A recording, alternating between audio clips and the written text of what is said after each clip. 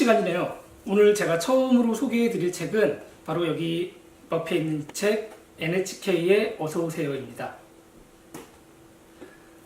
우리나라에는 2006년에 소개가 된 책이고요. 책은 기본적으로 히키고모리의 이야기를 다루고 있습니다. 이때 당시에 사회적 문제가 되기 시작했고 한국에도 이 용어가 알려지기 시작했는데요.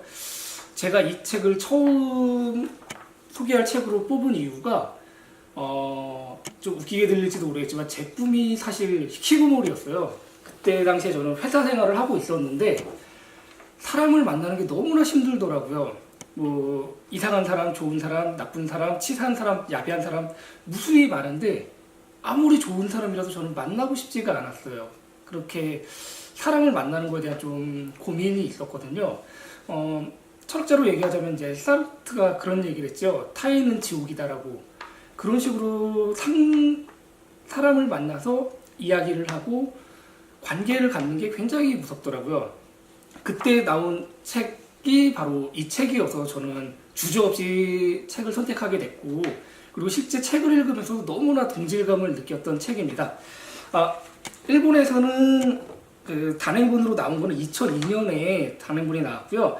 그 다음에 라이트 노블이라고 하니까 안에 그림이 굉장히 많을 것 같지만 여기 보이는 이 표지 그림을 제외하고는 없습니다. 그 라이트 노블과 사실 일반 소설의 경계가 무엇이냐라고 물어보면은 뭐라고 할 수 있는 말이 없어요. 어떤 사람은 뭐 군더더기가 많고, 어떤 사람은 그 취향의 가벼움, 어떤 사람은 그 현실적이지 않은 주인공들의 이야기를 다뤘다, 뭐 이렇게 얘기를 하기도 하거든요. 실제로 일본에서 그 라이트 노블이라는 용어가 생긴 거는 90년대 초입니다. 근데 이때 90년대 초에 라이트 노블을 얘기할 때 많이 등장하는 게 이제 로더스도 전기, 그리고 포춘 퀘스트 이런 책들이 많이 등장을 해요. 바꿔 얘기하면 이제 판타지나 무협을 갖다가 라이트 노블이라고 보는 경향이 있죠. 네, 그런데 저 같은 경우는 라이트 노블을 꼭 그렇게 볼 필요는 없다고 생각을 해요. 조금 제가 특징 지을 수 있는 라이트 노블의 모습은 좀 주인공과 등장인물의 과도한 심리 묘사, 그리고 주변 관계들에 대한 설명이 많다라는 거, 그리고 좀 공감을 이끌어내려고 작가가 약간 그 부분에 대해서 신경을 많이 쓰는 소설들, 뭐 이렇게 다시 얘기하자면은 요즘 세대가 원하는 책에 더 가까운 모습이, 그 글 덩어리의 모습이 라이트 노블이 아닐까라고도 생각을 합니다. 뭐 이런 부분은 이제 이쪽을 더 본격적으로 연구한 학자분들이 판단을 해주실 얘기고요. 다시 책으로 돌아와서 얘기를 할게요. 네, NHK의 어서오세요에는 많은 등장인물이 등장하진 않습니다. 주인공과 그 주변의 몇몇 이렇게 사람들이 등장을 하고 있는데요. 주인공은 대학을 중퇴한 히키고모리예요. 본인 말로는 마스터 오브 방구석 페인이다 라고 얘기를 하고, 또 시작이 아마 그렇게 시작을 해요. 어디 가도 어디 내놔도 빠지지 않는 자기는 방구석 페인이다. 그리고 이렇게 아무도 안 만나고 혼자 쓸쓸하게 있는 게 어찌 보면은 산속에서 수련을 하는 그런 무림 고수와 자신이 같지는 않을까, 이렇게 상상을 하면서 시작합니다. 뭐 NHK의 어서오세요는 대학교를 중퇴하고 이렇게 방구석 페인이 됐는데요. 그 이유를 갖다가 NHK에다가 돌립니다. 거기서 너무나 재밌는 만화 영화를 많이 해줬기 때문에 자신이 이렇게 사회에 적응을 못한다고 얘기를 해요. 저는 이 부분도 굉장히 동감을 했는데, 여기서 주인공이 하나하나 예로 드는 만화들이 아마 70년대 말 그리고 80년 초 중반까지 태어난 성인이라면은 누구나 다 한 번쯤 봤을 만화 영화입니다. 그 중에서도 주인공이 좋아하는 만화는 저랑 같았는데요. 가인학대에서 만든 이상한 바다의 나디아 같은 경우는 저에게도 되게 특별한 재미를 줬던 만화예요.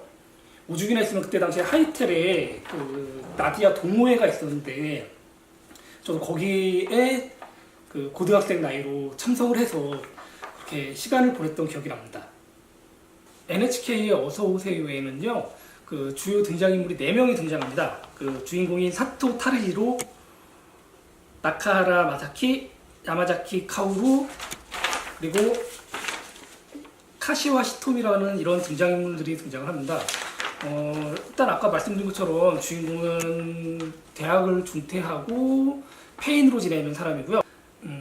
나카하라 마사키 같은 경우는 그 종교 권유를 하는 사람이에요. 뭐 정상적인 종교는 정상적인 종교라고 볼 수 있을까요? 그 저희로 치자면은 길거리에서 도를 아십니까? 이렇게 묶고 다니시는 분들 있죠. 그런 일을 하고 있는 학생입니다. 여자고요. 야마자키 카오루 같은 경우는 약간 좀 중요한 역할이라고 할 수 있죠. 주인공 옆방에 살게 되고요. 아침부터 애니메이션 주제가를 따라 부르고 크게 틀어놓고, 그리고 지금 하고 있는 일은 에로게임을 만드는 일을 하고 있어요. 그리고 마지막으로 카시와 히토미 같은 경우는 그 주인공의 고등학교 선배입니다. 약물 의존증이 좀 있고요. 제대로 된 인간관계를 갖는 사람은 사실 이 소설에는 나오지 않아요. 그 소설이 이야기가 이끌어 나가려면 이들을 구원해주고 이들에게 방향을 제시하는 사람이 있어야 될 텐데 전혀 그런 인물을 찾아볼 수 없습니다. 네, 그러면은 이 비정상적인 인물들만 나오는 소설을 갖다가 왜 선택했냐고 물어보신다면요, 기본적으로 재미가 있습니다. 그 실제 작가의 자전적인 얘기가 많이 섞여 있다고 해요. 작가 자신도 굉장히 오랫동안 히키코모리로 지냈고 이대로는 안 된다라는 생각이 들어서 글이라도 써보자 라고 해서 소설을 썼다고 해요. 근데 그 이야기를 풀어나가는 게 자신의 경험이 있어서 그런지 조금이라도 아마 사람과 교류를 끊고 히키코모리 생활을 했던 분이라면은 아마 이 사람 진짜 알고 쓴 글이구나 라고 이런 걸 좀 깨달을 수가 있습니다. 네, 그리고 또 다른 한 가지를 들자면요, 그 처음엔 좀 밝은 분위기가 유지되다가 뒤로 갈수록 약간 어두워지는 분위기가 좀 풍겨 나오거든요. 어두운 분위기가 돼 가는 데에는 그 주인공의 심리 묘사가 굉장히 잘 드러나고 있어요. 이대로 살면 안 된다는 그런 절박함 같은 것들은 실제 겪어본 사람만 이야기를 할 수 있는 것들이거든요. 뭐 나중에 또 말할 기회가 있을지도 모르겠지만 저 같은 경우도 회사를 그만두고 한두 달씩 쉬어본 경험이 있어요. 그러면서 당연히 돈도 없고 할 일도 없고 하다 보니까 사람을 안 만나게 되거든요. 그러다 보면은 말을 잘 안 하게 되고, 그게 좀 지속이 되다 보면 심지어는 그 배달 음식도 시키기가 좀 어려워져요. 상대방이 여보세요라고 하는 순간 내가 얼어붙습니다. 이런 경험을 해봤기 때문에 저 같은 경우는 여기 보면 책 NHK의 어서오세요를 보면서 그 작가가 그 심정을 풀어내는 거에 굉장히 깜짝깜짝 놀랐어요. 왜 그런 것들이 있잖아요. 다들 머릿속으로는 알고 있고 생각을 하는데 그걸 글로 표현하거나 말로 하기는 굉장히 불편한 부분이 있거든요. 어떤 표현을 골라서 이야기를 해야 될지를 잘 모르는 것들이 있는데 그런 것들을 정말 정확하게 꼭꼭 집어갖고 이야기를 내고 있습니다. NHK의 어서오세요는 만화책이랑 애니메이션으로도 나와 있습니다. 요즘에는 미디어 믹스라고도 많이들 얘기를 하는데 예전에는 원소스 멀티유즈라고 했죠. 하나의 원작을 가지고 여러 가지 미디어로 다시 변형을 해갖고 수익을 이끌어내는 구조입니다.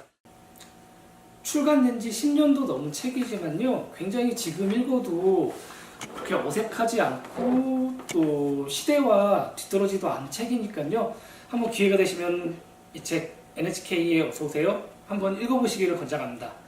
다음에 뵙겠습니다.